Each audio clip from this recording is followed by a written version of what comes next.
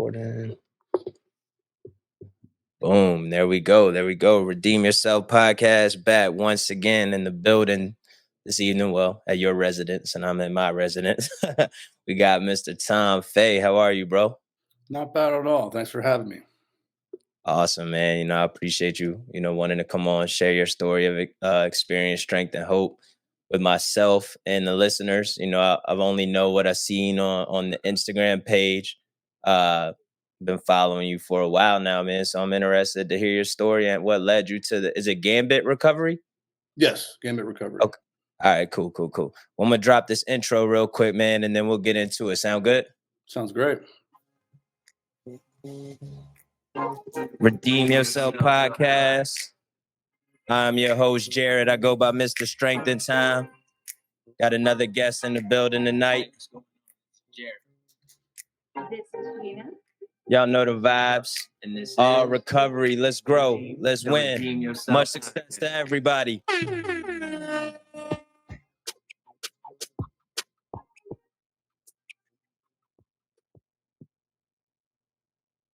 All right, man. Now that I got that part out the way, we can get down to it. How are you, good sir?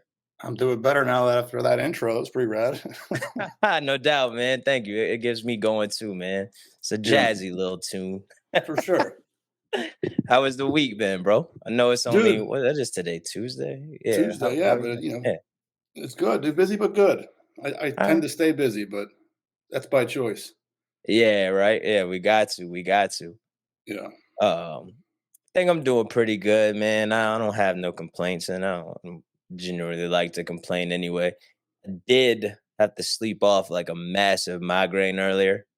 I went to the eye doctor for the first time in a long time, and they dropped them, the eye drops to dilate your eyes and whatnot. And me and baby girl went. By the time I got home, I was like, "Holy crap, yo! Let me try to sleep this one off for a minute." So you woke up for this? Nah. Hey, look, I was gonna make this happen, man, because I knew we had a little scheduling difficulties prior to today. So for sure. Migraine or not, I was showing up tonight, man. You know what I'm saying? Like it didn't matter, bro. No, I appreciate you. So yeah, man, I guess you could start with the short introduction, then I'll get into a couple questions that I have for you, champ. No, absolutely. Hold on 1 second. Now you're good. Take your time, man. I got two of them things running around too. Big dogs.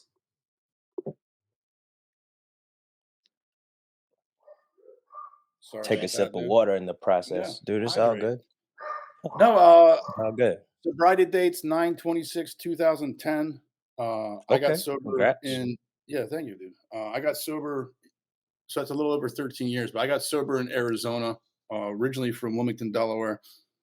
And, for the past, over 13 years, it's been this. It's been making connections in sobriety. It's been helping people. It's been staying humble, staying in the solution, and typically never saying no to stuff. Hey, man, that's how it goes, right? Yes. Yeah. Yes. I bet, man. That was cool. A little firm introduction. Let's kick back then, Tom. Like, how was life for you growing up? You said Delaware? Delaware, the first state. Okay. Are you an Eagles fan? Honestly, I'm not a football fan at all, as lame as that sounds. Fair enough. It's not lame at all. Fair enough. I mean, Delaware doesn't have a team, so it's typically either Eagles or was it Baltimore? Was it the Ravens? Yeah, Ravens and Eagles. Families die hard Eagles fans, though. That's what's up, man. So if you talk to any of your family today, they probably all feel how I feel, man. Upset, sad, and sick. But they lose? Oh, we lost pretty bad. we lost pretty bad, man. And I saw you had the Kelly Green on, so I was just wondering, Oh yeah, I pretend. You should. My closet's all Eagle stuff. My mother keeps sending me Eagle stuff, like Hey, whatever you don't want, you can ship to me, man. Tell moms I'll gladly wear it, bro. Yeah, Grace Ann, get on it. No, dude. Childhood was, to the best of my recollection, was, pretty awesome. Okay. I had a pretty good childhood. I got an older brother, a younger brother, extremely loving and supportive mother. And my father was a hardworking dude, struggled with alcoholism himself. Parents got divorced I think I was like 11 or 12. Mhm. Uh, but outside of that, dude, it was pretty standard. I mean, So shit didn't growing start up. to get yes, shit didn't start to get like real until like I'll Mhm. say like high school years. But Okay. prior to that, I was loved it. Was just cool in childhood, fun. Like what? So from I guess baby to 11, what was it? Normal stuff in Delaware. I'm from Florida, man. So I'm in Virginia now.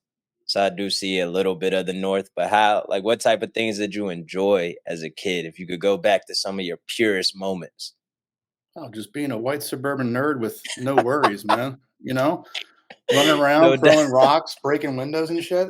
Oh, word, word. Snowballs at cars. Like it was like your standard suburbia, just running Hmm. around with your brothers and your friends and having a good time. Yeah, man. You can't beat that. Yeah. Can't beat that at all.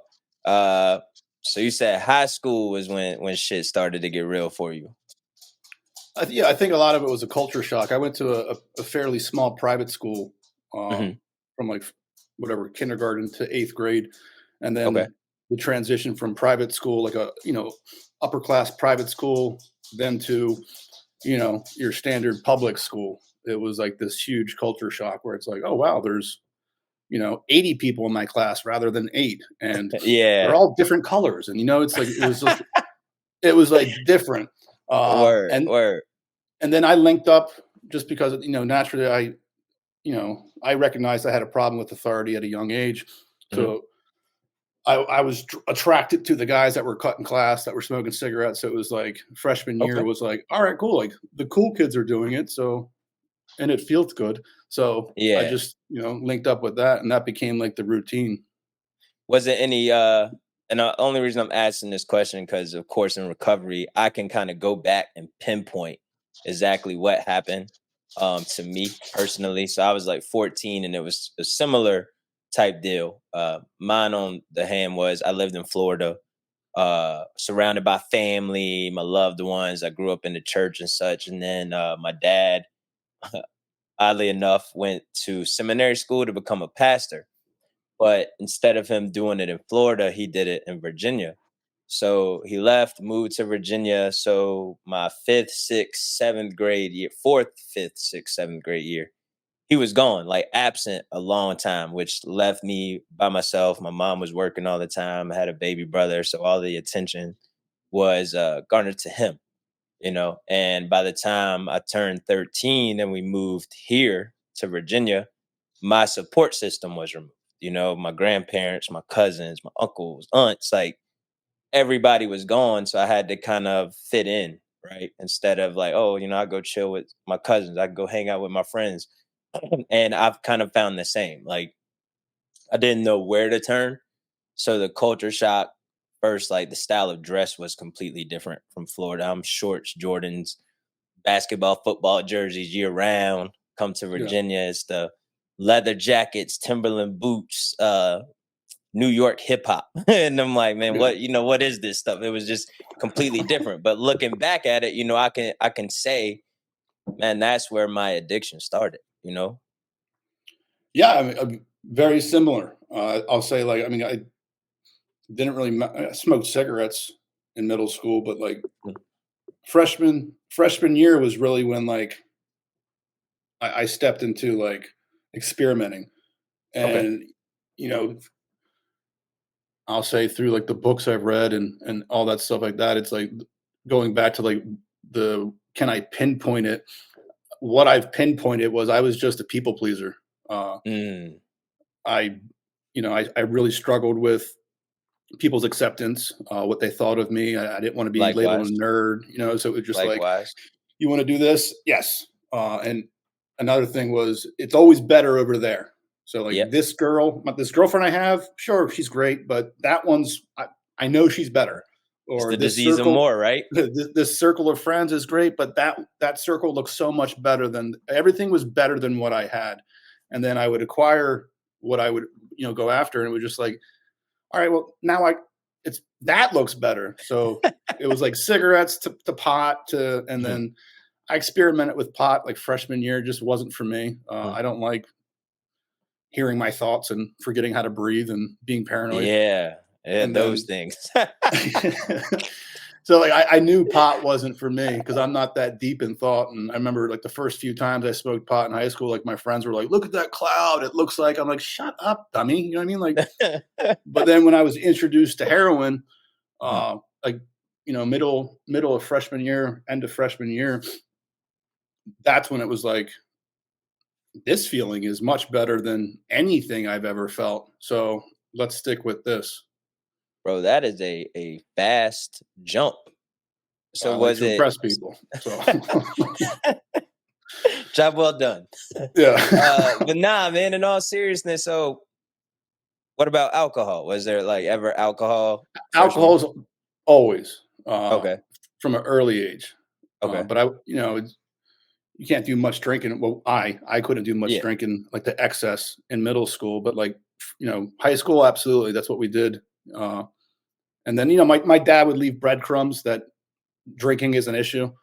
Right. And That's then what I was about to ask you. a lot of family members. There was a lot of red flags that I wasn't not like I wasn't allowed to drink. Meaning like if I drank, Mhm. I would probably end up like insert family Right. name here. So I mean, I had that, and then dude, this was eighth grade. Not to go Mhm. backwards, but in eighth grade Nah, they dude, brought take your time. yeah, in eighth grade they Hey. brought Dare to my school, Yeah. and my younger brother excelled in school. I did not. I excelled in sports and running my mouth. So I Okay. got held back. So my younger brother was in the same grade as me, uh, and they brought Dare to our school, and they had like the table in the gymnasium laid out with all the mock-ups and like this is heroin and this is crack and they tell their war stories and they told a Mhm. story about this guy that got all hopped up on PCP and fought Mhm. 5 cops and it's this long ass story. And the Mhm. story he was telling was my uncle. So I just remember I looked down the What? gymnasium, yeah, and my little brother looked at me and we're like, "Oh shit, we know that one." we We were we heard were that there for part before. of that story. So like Damn. I knew alcohol and drugs from growing up that like not that they were taboo, but like I had an understanding, not an understanding.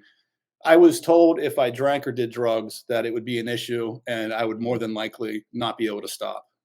However, Mm. I'm a crafty one and I was going to figure it out. Anyway, right? Yeah.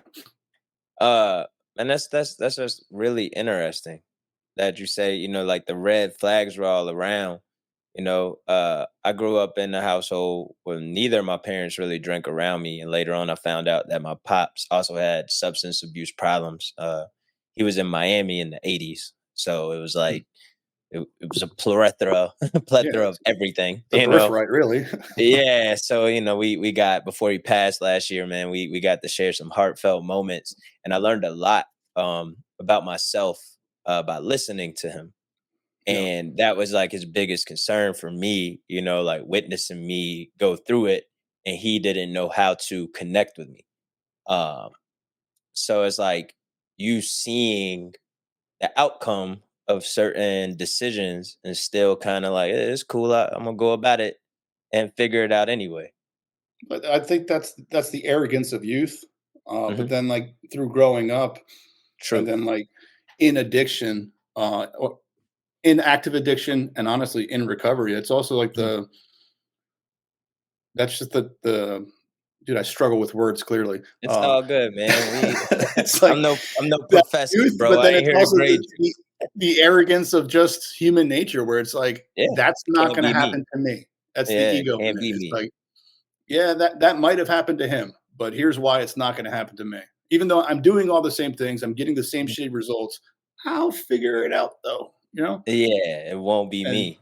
it doesn't I never figured it out. Shit got worse, and it was Yeah. like, I well, maybe I'll well, figure it out." before shit got worse, man. So you enter freshman year, you get the culture shock. You're in the class, you're around people that look different, talk different, act different. You're trying to find your way and pave a lane for Tom. So fall in. I say the knuckleheads. The cigarettes, the drinking. You get introduced to heroin, and where does life kind of go from there? And how old were you?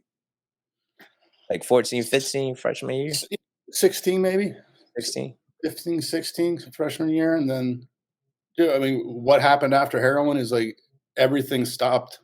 Uh, Mhm, and I wish I was embellishing. It's the first time I did heroin.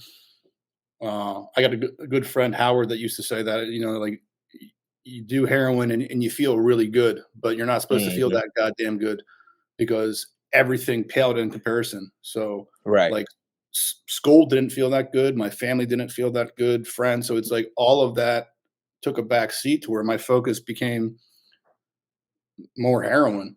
Uh, Mm, so I went to I stopped going to high school.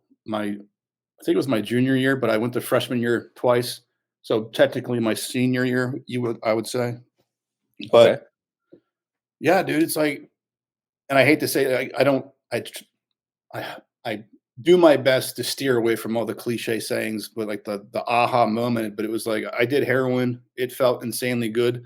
Mhm, Uh, and because nothing else made me feel that way, it mhm. became not important to me. And that was my Right. mindset. It was just like, you don't make me feel this good. So I don't bye. need you.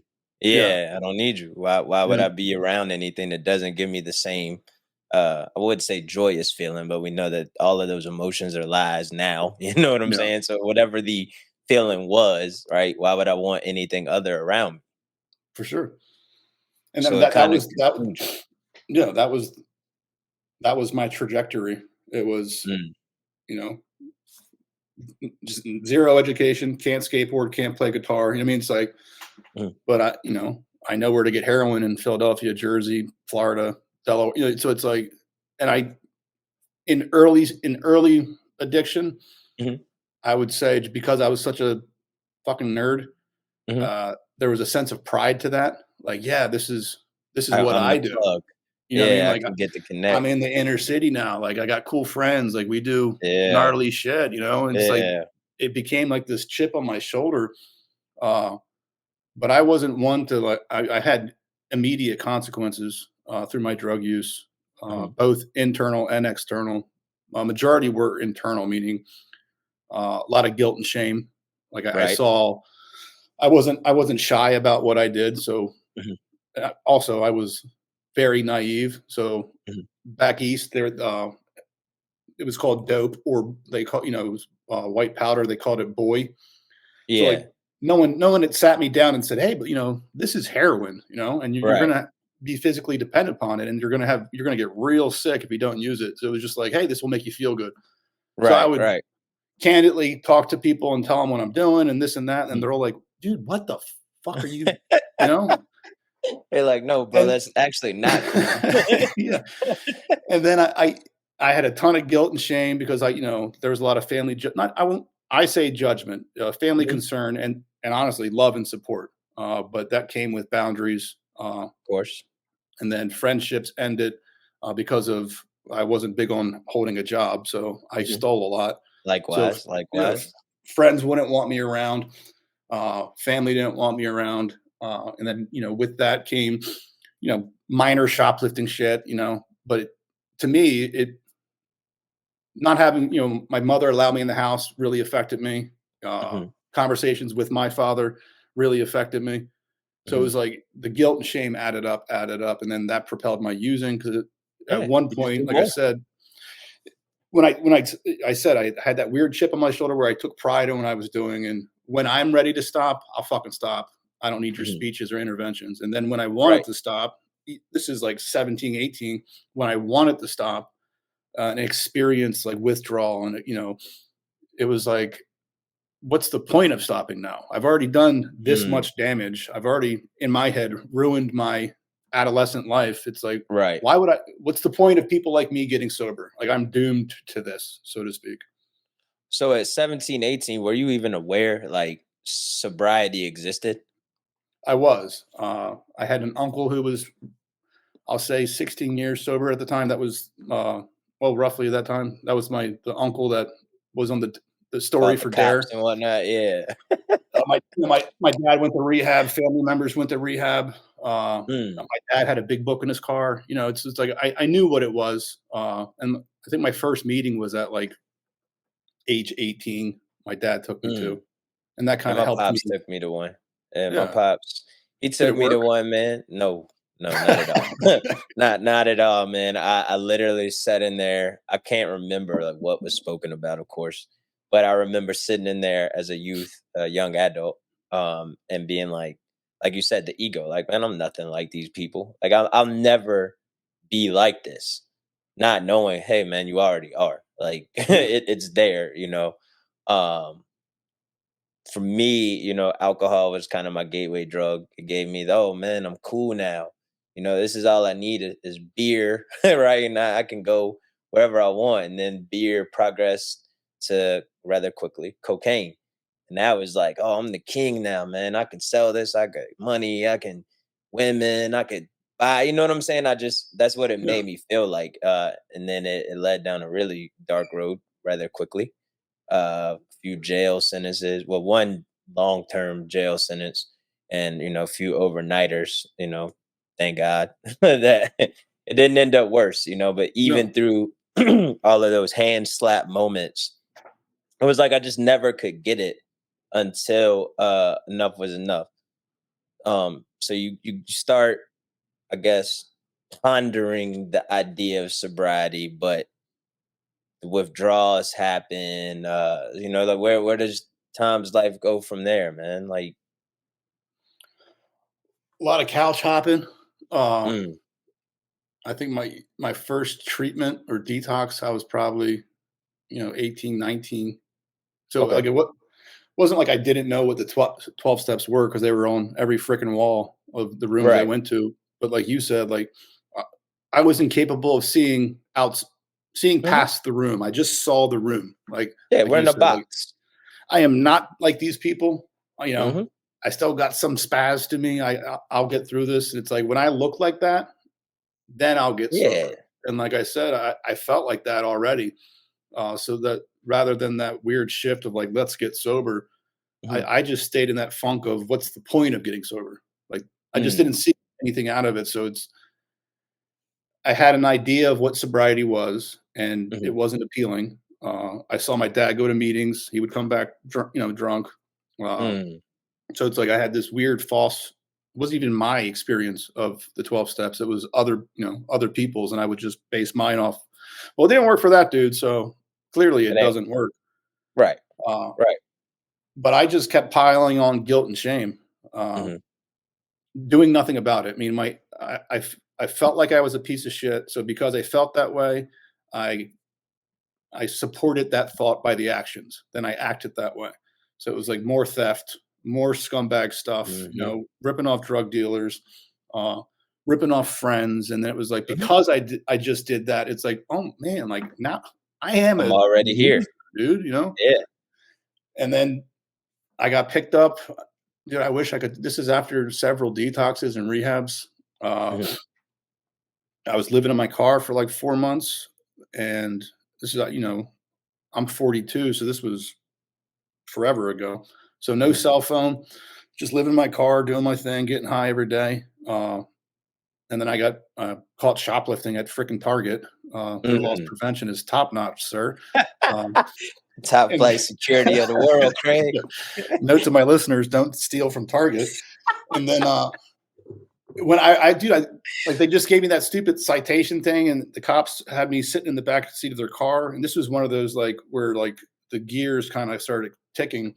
I was in the Hmm. back of the cop car, and I remember that there was two officers, and they ran my name, and they're like, "Dude, why does your name sound familiar? Like recently?" And I was like, "Yeah, I don't fucking know, dude." And then so they were looking through their computer, and they're like, "Dude, you have a missing persons out on you. What? When's the last time you talked to and said my mother's name?" And I was just like, I was like, "Holy hell!" Like I had convinced myself my family hated me. They wanted nothing to do with. Hmm. And they never once said that or acted that way. It was just where I Yeah. went. Uh, so I did. They took me in for the shoplifting and the missing person. Uh, my mother and my father picked me up. They were together, which was weird because they were divorced and were rarely ever together. So I knew something was up. My dad informed me that my uncle was pressing charges on me because I had stolen quite a bit of money from my grandmother, Mm, and he had enough of my actions. So he's like, the jig is up. Do you really want to get help? And I was like, sure. I didn't want to. It's just like, yeah, sure. Get me Right. out of these consequences, and I'll tell you whatever the hell you want to hear. But I Exactly. had like Exactly. 2 days of not using, so I was sick. I was at my mother's house. They were going to send me off to Florida, uh, the very next morning, and then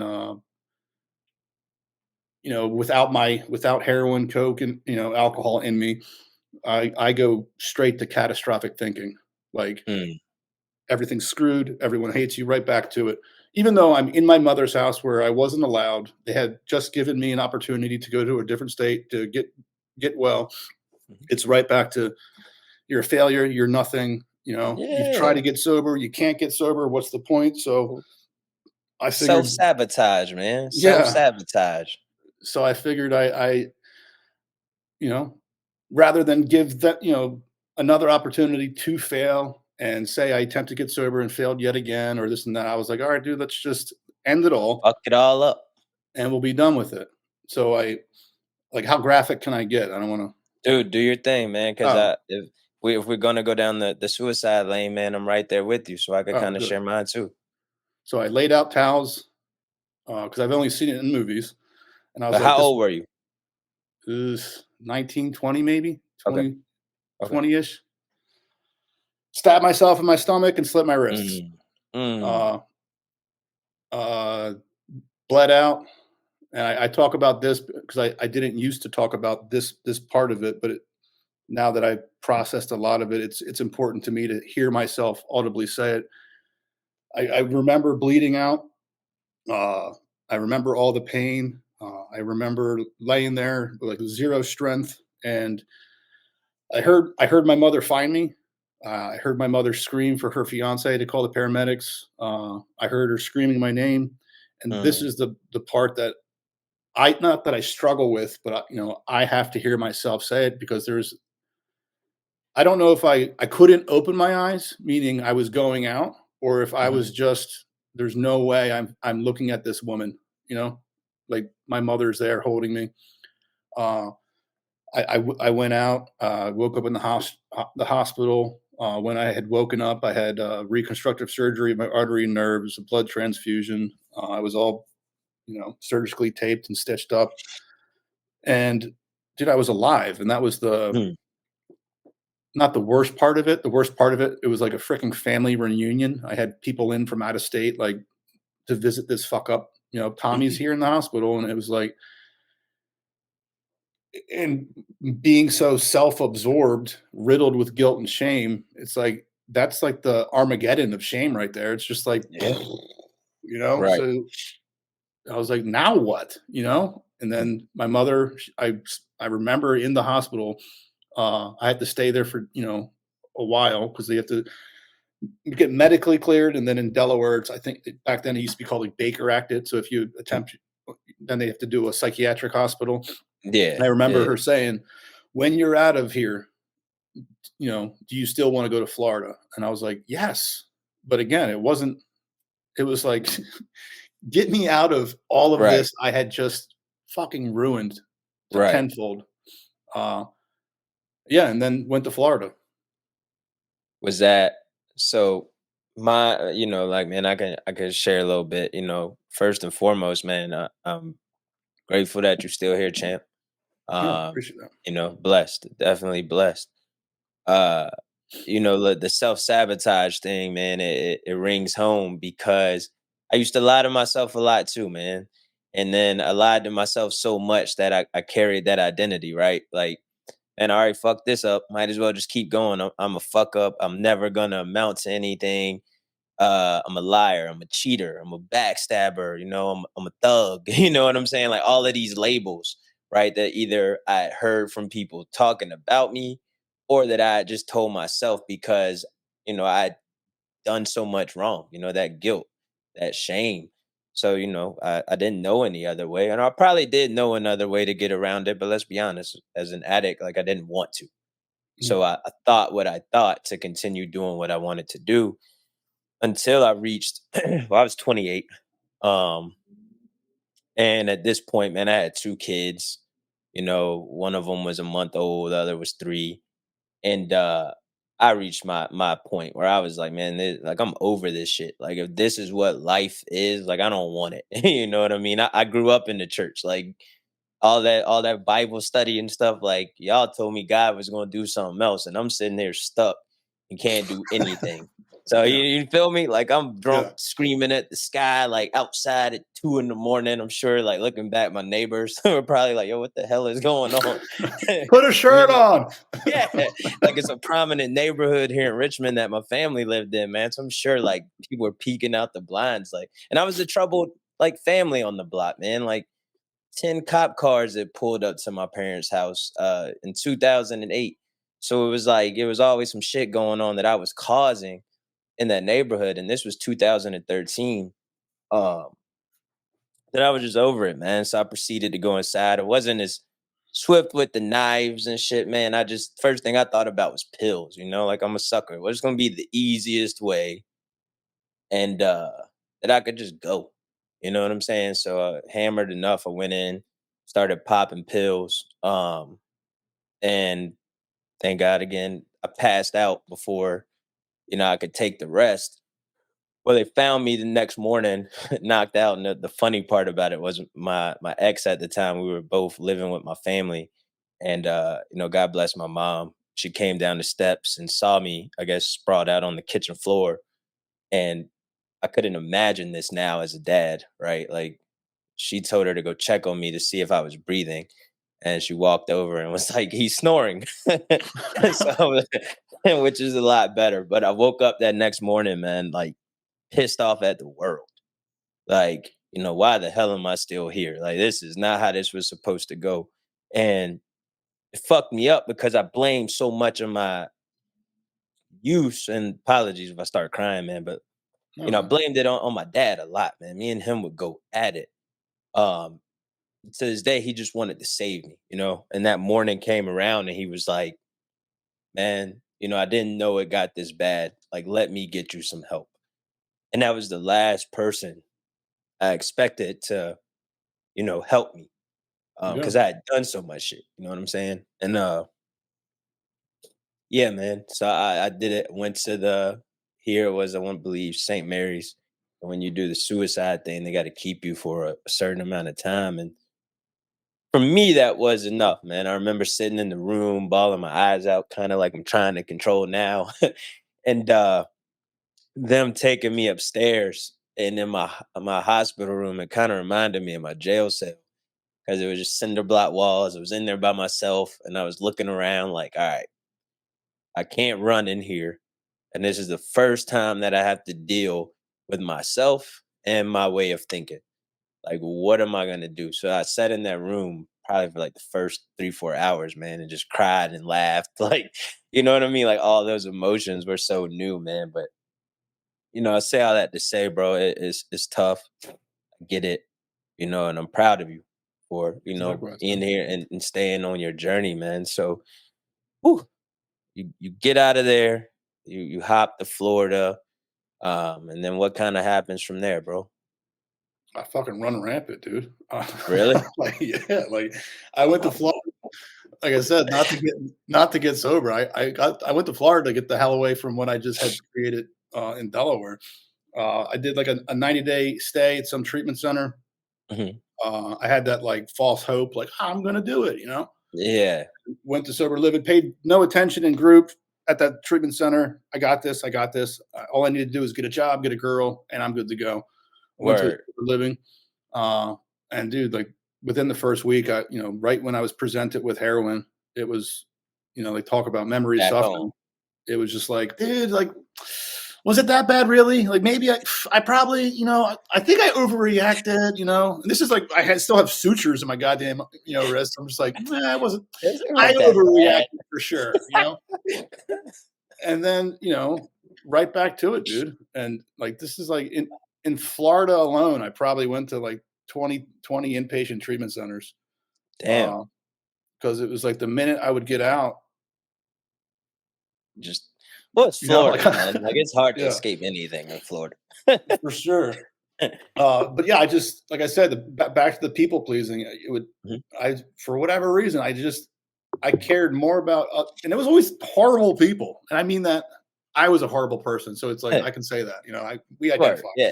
Well, we It was know. like I never cared what like good people thought about me. Yeah, It was dude, I only was a bad fucking human being, I get yeah. it. So it's like I don't want this guy to think I'm a dork. So yes, I'll do your heroin while we're in sober living. Like I don't want you making fun of me. Not even thinking about like I'm putting my living situation at risk. I'm putting my health at risk. I'm putting my family's trust at risk. It was like this guy seems like we're gonna go far. And but yeah, that was my MO in Florida, dude. It was a lot of my time was inpatient treatment. Uh, I would get little stints here and there, and then, dude, I think 2007 ish, 2008, I had like pretty much stopped doing. I did a lot of cocaine to get off heroin, Mhm, and then I drank a lot to stop cocaine. I made up a resume on like I think it was like Career Builders or one of those apps back in the day. mhm. Uh, Literally made up a resume. I'm a graduate of Brown. I excel in da da da. Threw it on there, and then landed an interview at some I'll leave the name out. A skilled nursing facility in Delray Beach, Allegedly. Florida. Yeah, nailed the interview, and then I was a business manager of a skilled nursing facility. Uh, no idea what the hell I was doing, but my younger brother was Holy shit. he was in HR, and then my mother was in like admin stuff. So like I would be calling them every day, like, what do I do? They need this report. What do I do? Lasted a whole fucking year at that one hospital. But because I was there for a year, I started to learn stuff. And then Huh, I got fired from there. A new vice president came in, and I'm not lying. found you out. Within the first 3 days, this guy came up from Miami, and within the first 3 days, his name was Lou. And I just remember he walked to my office, and all he said was, "You're full of shit." And then security escorted me off. But because I had a year of experience, I learned some stuff. And then through the connections I made at that hospital, I got a different job at another hospital doing Mhm, admission work. Lasted there for a year, but in that time, I'm literally just drinking every night, and like mm, life is all right. Like I have an apartment with a girl that I was dating at the time, mhm, but still full of chaos, big ass liar. mhm. And then this was MySpace days. Somebody that I had randomly met in Florida was living in Arizona, and we started messaging on MySpace. And then it was like, "Hey, why don't you come visit me in Arizona?" And I was like, "Hey, why don't you pay for it?" And they're like, "Okay." So I came to Arizona for 3 days for a woman that I barely knew, and those I went back to Florida to back to life with my girlfriend in Florida. And then Dog you. I remember I was at work, and the woman in Arizona called and said she was pregnant and that Oh, I was the father. And I was like, all right, cool. Like, this is awkward for everyone. You know what I mean? And yeah, so, no shit. but then I had that thing. It's like, all right, cool. Like, I can do this. Mhm, I'm going to go to Arizona. I'm going to be the best father ever. Like, I'm going to, mm, it's like in the back of my head, it was like, dude, this is the best reason to grow up. Like, right. you're bringing a child into this world. Let's do this. Came to Arizona. My daughter was born in 2008. Uh, and within the first 2 weeks, I was at a bar and Mm, found heroin out here in Arizona. mm, And I wish I could say I was father of the year, but I wasn't. Heroin took over immediately out here in Arizona. And it was, you know, right back to that stupid cycle of I'm a victim. This is everyone's fault. mhm, This is why I shouldn't even be in Arizona. I had my life right. together, but it's like Yeah. not taking accountability or responsibility for anything. And dude, just like I said, I just started compacting that guilt and shame again. And I'm used to that pattern. So I recognized it. But Mhm, when you're in it, it's like the only thing that's going to, this is how I thought, the only thing that's mhm. going to fix this right now It's more. temporarily is more heroin. Let me Mhm. just do more heroin, and then I'll get honest Figure with it out. mom, that I Yeah, have a fucking child, It's like, right, right. but so yeah, dude, I was the king of chaos. It was just what I did. Shit, I'm right there with you, man. Yeah, Before my U-turn moment, when I went to jail for the allegedly distribution of cocaine. Well, I guess it ain't alleged because I went to jail, but he did it. uh, He did it. yeah, Right there, he did yeah, it. y'all got Joking. me. Did it? No, but it got me. It got me good too. I went to, it was kind of the same thing, right? You go in, and I ended up knowing somebody on the tier that was with me. One of my homeboys from outside, and he was like, "Nah, man, if you want to go home, you got to go to this drug program over there." And I was like, to the other jail, and I was like, "All right, well, how do I get information?" He's like, "Nah, just tell the CO it's called this. You go to it. They'll knock time off your sentence, right?" So I didn't catch the drug program part. Like I wasn't like that. All I heard was time off my sentence. Mhm. So I'm like, sweet, like that sounds like a plan. I can get out early and I just get to go fucking listen to meetings all day. Like, let's do it. So I go, not knowing, man, it was all AA based, right? We went through all the 12 steps. I had to do all the work. I had to give speeches. I took anger management courses, and it literally made the time fly by because it was military style. Wake up at like 5, make your bed, march to breakfast, come back, groups all day. Man, and I didn't learn shit. You Oh, know, I did all of that work during that time period. And the one thing on my mind was, you put the act on so you can get out of here. Like you said, hey man, I can act for a little while, but once this is over, I am done. And so I got out December 3rd, 2008.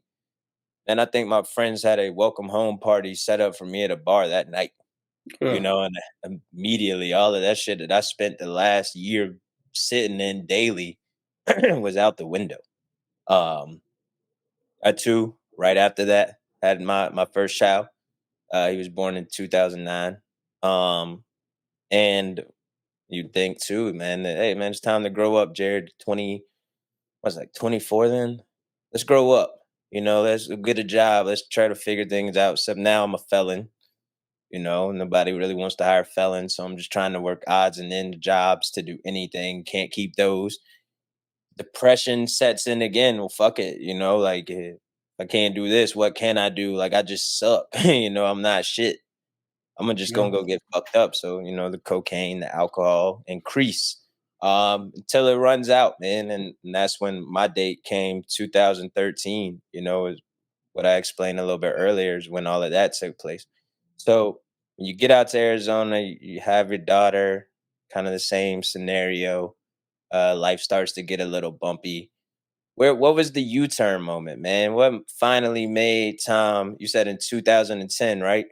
Is that Yeah. when you? Yeah, 2010. What was that U-turn moment, man? What led to that? What led to it was just like I said, the compacting of guilt and shame, Hmm. one, but then like real consequences started coming. Like my daughter and her mother moved to Ohio to be with her family to get the support that she needed and deserved. So Mm, now I'm literally in Arizona by myself, and I don't know anyone other than people that do heroin. right. Then my dad died uh, Mm, of his alcoholism, and then it was like that. Like I said, rather than be like a wake up moment, it hmm. was just it was more play the victim. Uh, and then the woman I was dating at the time out here after my daughter and mother had her mother had left, the woman that I was dating had like a mini intervention on me with her and her friends because I had lost like all my weight and they had lost all their belongings.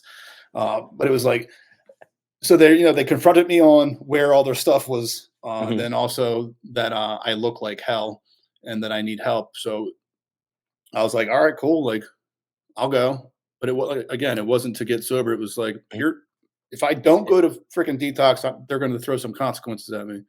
Right. So I did exactly what you did. I played the part. Hmm. But while I was in this place out here in Mesa, Arizona, uh, my U-turn moment was my two roommates, Paul and Eric. Uh, they were already in this place for like 30 to 60 days when I got there, and I was detoxing. It was awful, and they turned my 5-day detox into a 30-day stay. I Mm. didn't open up in group. I didn't, do the sponsor stuff, but you know, I saw them laughing. I saw them, leave the facility with their sponsor and come back from meetings and talk about like how cool the speaker was, or like I borrowed their hope, and Mhm. everything that they talked about. Like I said, it was so foreign to me. I was like, dude, who the fuck is happy to be sober? And like, why are you Right. talking that like it was a good meeting? Like there are no such thing as good meetings, dork. Yeah. But Yeah, they were like yeah. they were so amped up about like being alive. And that Mhm, was the craziest thing. It's like, well, don't you have all these consequences waiting for you when you get out? And they're like, yeah, but like we're sober now, so now we're going to face it. And they were just speaking a completely foreign language, and it was so appealing to me. So mhm. I did 30 days in this place, got out, got high the same day I got out. But Mm. and I'll say I stayed using for like a month and a half or so. But dude, those guys would call, text, let's get you to a meeting. Let's get you back in detox. It was just nonstop. To Follow-up play and support. love. Yeah, love. There you go, like, as love. That's it. as weird as that sounds, like these Nah, man. they showed me love that I needed. Not that I didn't Mhm, have it, because my very supporting and loving family. Uh, it was the love that I needed mhm, when I needed it. So the U-turn moment was I was getting high. I had drugs to get high with, and I had enough money to get me high tomorrow. mhm, But for whatever reason, it was just like this is the best visual. I'm very a visual dude. It's like there was this trap door right here, and it was mhm, like all these years of umpteen treatment centers and the 12 steps, and I've read the book back, from front to back so many freaking times. But it was like all the stuff went from my head, and like this trap door just opened, and it all just went right to my heart.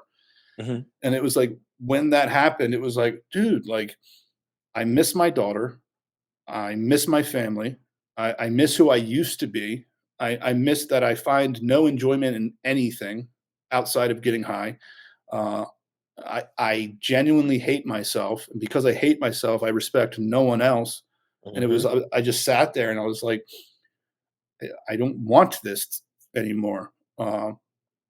So I called my mother, because I'm a gangster, and that's what. But no, it was like I was just like there were no options, but it was like fuck, call mom. You know what I mean? So it was Word. all right, fuck, and I just got honest, and I Mhm, just said, hey, like I'm paraphrasing because I don't remember the exact conversation, but it was like I've been shooting heroin since 16.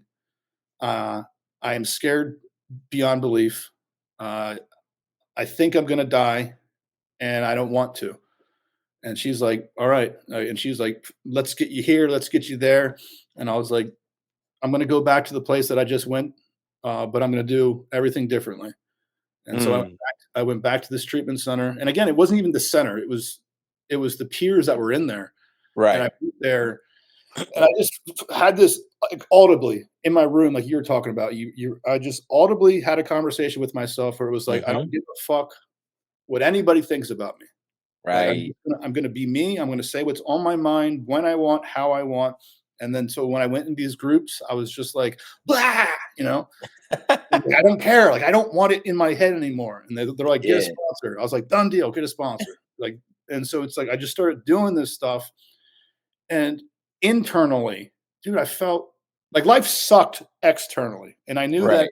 I had 2 years of not paying child support, not seeing my daughter. Like I knew shit was real on the Yeah, it's a outside. mountain to climb, man. It's a mountain to climb.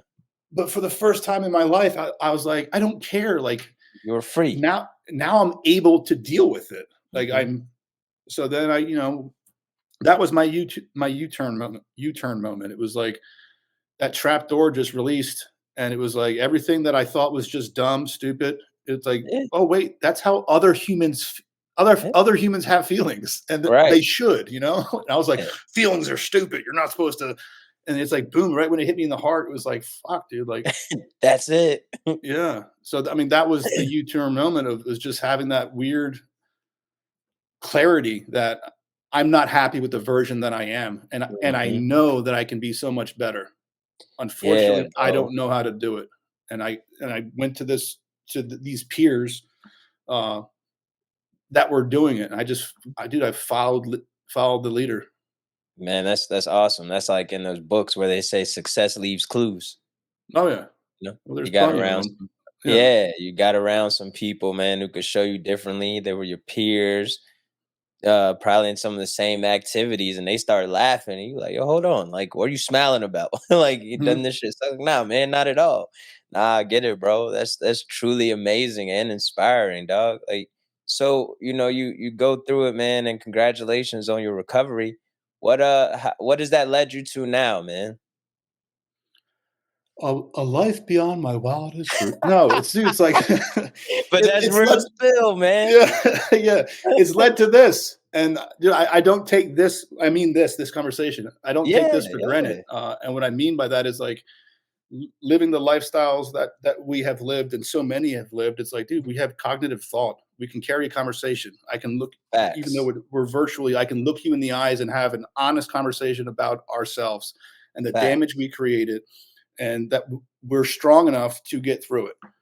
So, And so it's like umpteen treatments, but it's like then I started to implement the things I learned. mhm, And rather than beat myself up with, dude, why didn't you do this when you were 18? It was like, all right, cool. I did it now. So let's see right. where it goes. And Yeah, I then was it was blessed be with like, time when it was ready. yeah. So I got through day 5. What's day 6 look like?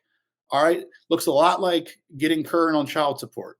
Whoops a daisy. How do you do that? It's like get a job. It's like, oh, it's like I started taking these little steps Mhm. into adulthood, I'll say, Yeah, and where typically I would run from it or cower from it or play the victim. It's like, dude, this is an unfortunate situation that I have put myself into, but here's the cool thing: I'm going to get through it. So I started chipping 100%. away at these little goals, and those little goals became big goals. And at the foundation of it all was fucking stay sober. And it wasn't Right. like a fear based thing. It was like, hey, like I don't hate myself anymore. I Yeah, don't want to die. Life looks pretty cool, even though it's like chaotic and there's a lot of consequences. But it's like, despite the outcome, I'm going to be okay, and despite the mhm, outcome, I'm not going to stop. And that's yeah. kind of been my mo since 9/26/2010, and where it's led me now. It's like Hey. now I own sober livings. I open sober livings throughout the U.S. and I get Okay, to help other people.